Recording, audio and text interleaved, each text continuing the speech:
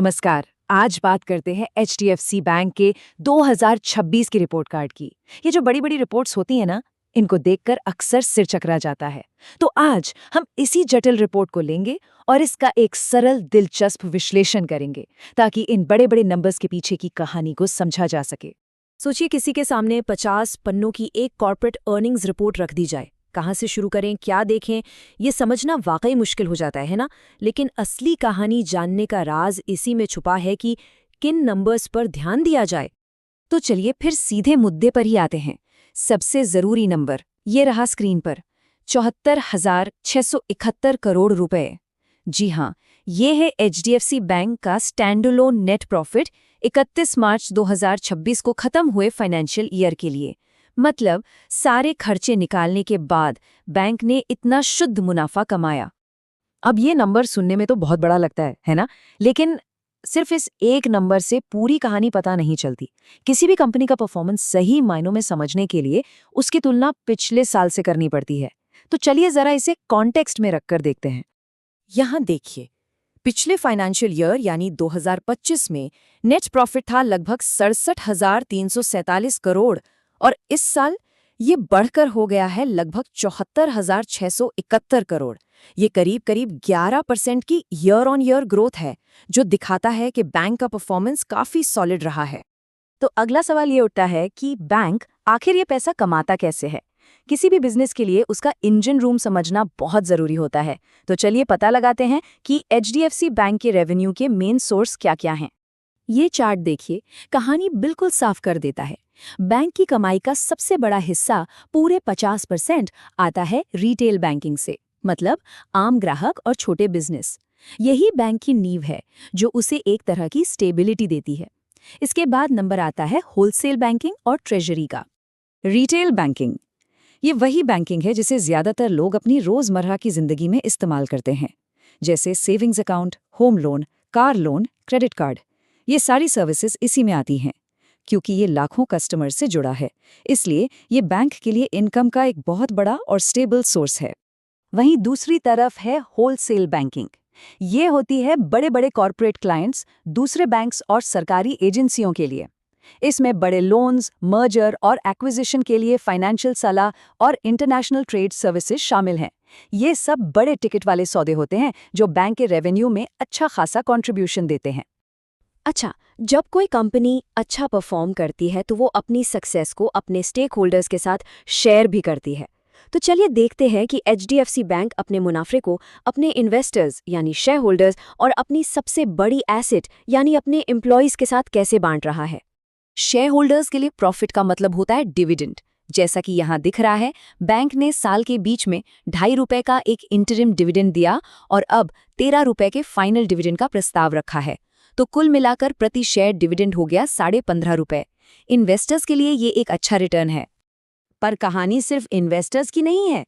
किसी भी कंपनी की सक्सेस उसके एम्प्लॉयज पर टिकी होती है ना? तो टैलेंटेड लोगों को अपने साथ बनाए रखने और मोटिवेट करने के लिए एचडीएफसी बैंक अपनी स्टॉक इंसेंटिव स्कीम में भी कुछ बदलाव कर रहा है।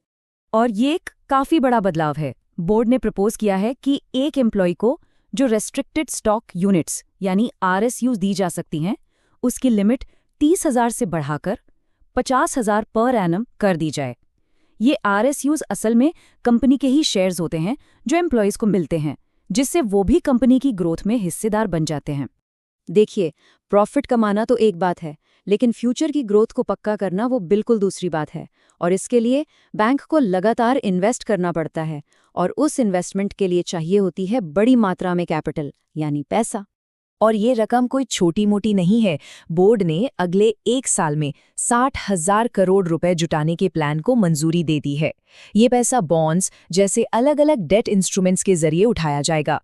ये बैंक के फ्यूचर ग्रोथ के लिए एक बहुत बड़ा कमिटमेंट है। पर सवाल ये है कि एक बैंक को इतने सारे पैसों की जरूरत आखिर है क्यों? ये पैसा सिर्फ तिजोरी में रखने के लिए तो है नहीं। इस कैपिटल का इस्तेमाल होता है बैंक की नींव को और मजबूत करने के लिए और उसकी ग्रोथ को रफ्तार देने के लिए। इसे एक आसान तरीके से समझते हैं।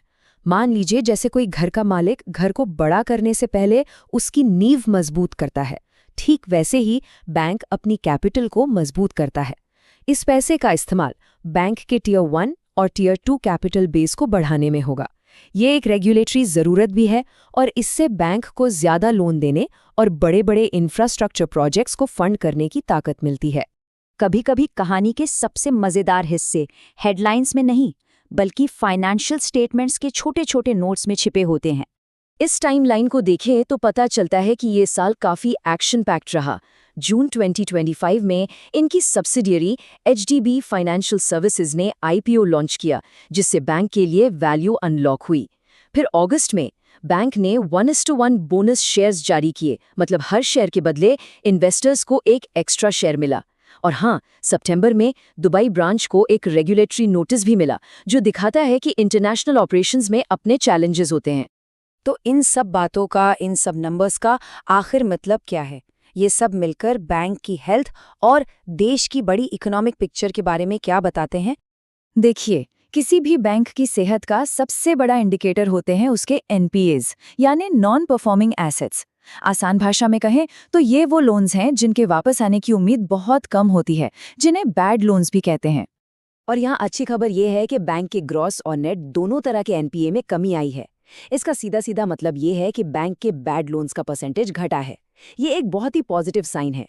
ये दिखाता है कि बैंक अब लोन देने में ज्यादा सावधान हो गया है और रिकवरी करने में ज्यादा एफिशिएंट।